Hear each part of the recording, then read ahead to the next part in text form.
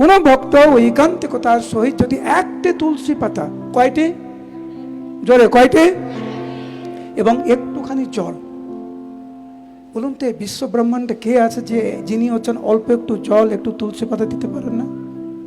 কিন্তু ভগবান বলছেন কোন ভক্ত যদি একটি তুলসী পাতা এবং একটু জল আমাকে ভক্তি করে আমাকে যদি দেয়, আমি তার কাছে নিজেকে বিক্রি করে দেব।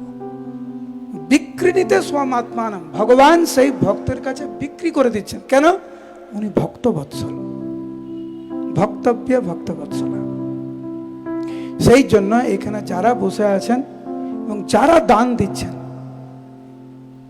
সবার মনোভাব হবে উনি জগৎনাথ, উনি জগতের নাথ, আমি সেবক। 10 লাখ টাকা দেন, 10 কোটি টাকা দেন, 10 পয়সা দেন, সেবকের মনোভাব নিয়ে কেউ যদি সেবা করেন, জগন্নাথ দেব সেটি গ্রহণ